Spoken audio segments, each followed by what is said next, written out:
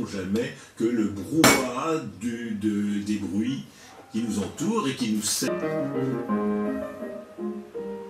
Vous écoutez France Culture, la conversation scientifique par Étienne Klein. Suivre pour quelqu'un qui fait vraiment très attention à la musique. Les musiques sont incorporées. Tout ça pour dire que répéter légitimement, c'est que quand vous pouvez sentir ce qui sera.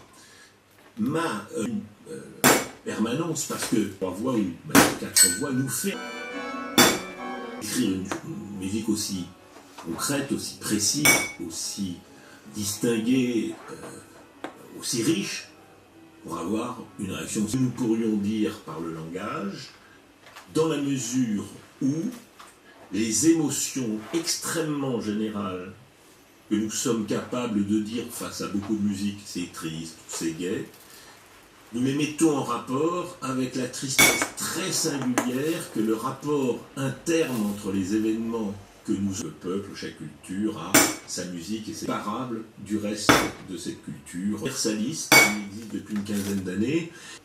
Et certains de ces théoriciens auraient été prises. Il y a dans cette musicalité des qualités expressives indéniables, si on veut, c'est-à-dire que les théories sont encore vagues, et donc la forme, le proto-langage, c'est aussi la proto-musique. C'est une hypothèse dont on n'aura jamais, je suppose, la preuve. Alors pour continuer dans cette veine